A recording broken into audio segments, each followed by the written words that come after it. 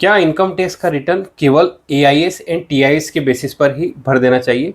तो इसका सीधा मैं आंसर आपको बता देता हूँ कि केवल एआईएस एंड टीआईएस पर भरोसा करके ही इनकम टैक्स का रिटर्न फाइल नहीं करना चाहिए।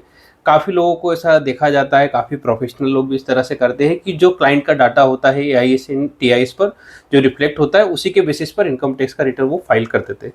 तो ऐसे केसेस में बहुत बार ये हो सकता है कि क्लाइंट ने जैसे कि उसकी कोई रेंटल कोई प्रॉपर्टी उसने दे रखी है जहाँ पे उसका टीडीएस डिडक्ट नहीं होता है, तो ऐसे केसेस में उसकी वो इनकम हो सकती है। ऐसा हो सकता है कि उन्होंने कोई प्रॉपर्टी सेल की है तो 30 लाख के ऊपर तो रजिस्ट्रार रिपोर्ट करता है, बट जब 30 लाख से कम की कोई प्रॉपर्टी होती है जब वो सेल होती है तो ऐसे केसेस में इनकम टैक्स पोर्टल पे रिफ्लेक्ट नहीं होती है। तो यहाँ पे अलग अलग तरह की इनकम हो सकती है।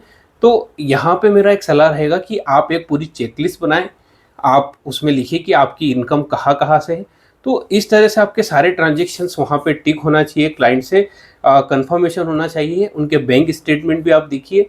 एक उस पर थोड़ी सी आप नज़र खंगाल सकते हैं कि कुछ ऐसा बड़ा उनके इसमें ट्रांजेक्शन दिख रहा है जहाँ पे आपको उनसे पूछना चाहिए कि ये आपने ट्रांजेक्शन क्यों किया है, या आपका लोन लिया हुआ है, क्या आपने कोई प्रॉपर्टी सेल की है, या आपकी किस तरह की इनकम है। तो काफ़ी केसेस में ऐसा हो जाता है कि वो एआईएस एंड टीआईएस पर रिफ्लेक्ट नहीं होती इनकम, बट वास्तव में होती है, और जिनको रिपोर्ट करना इनकम टैक्स में बेहद आवश्यक है। आशा करता हूँ ये वीडियो आपके लिए उपयोगी रहा होगा। धन्यवाद।